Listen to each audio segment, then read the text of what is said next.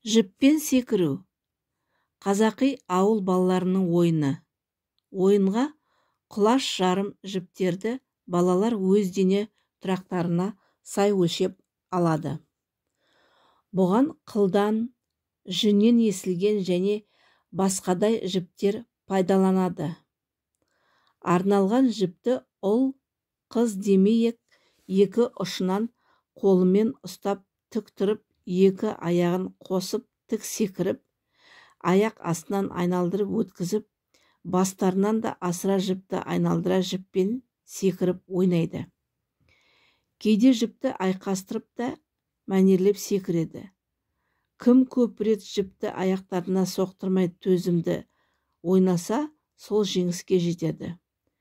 Көп бала қоршап тұрып, немесе кезекпен қатарласа тұрып, кезектесіп, бір жіппен ойнайды. Кейде әрбір ойыншы өзінің арнайы сыптығыр жіптермен бірдей бір уақытта бәсекелесіп ойнай береді. Бұл ойынның тәрбиелік мәні жас ұрпақтарды төзімділікке, қырағылыққа тәрбиелейді. Кей жағдайда табанмен секіріп түсу бүйрекке зиянды екенін көріледі. Керілген арқан үстімен жүру. Қазақ халқының өнер көрсету дәстүрінде көпшіліктің бір қызықтайтыны керген арқан үстімен жүру болмақ. Мұнда керген арқан үстімен жүргенде жанама өнерлерді де көрсететін салт бар.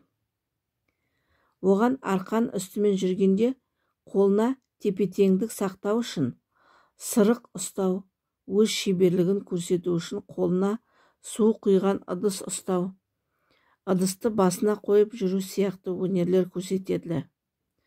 Бұл өнер көрсетуге арнайы дайындалған, көп жаттыққан адамдар қатысады. Мұндай ойын түрі өте қырағылық, шеберлікті талап етеді. Өнер көрсетушілердің өздері қырағылық, батылдық, өжеттікке де тәрбиелейді.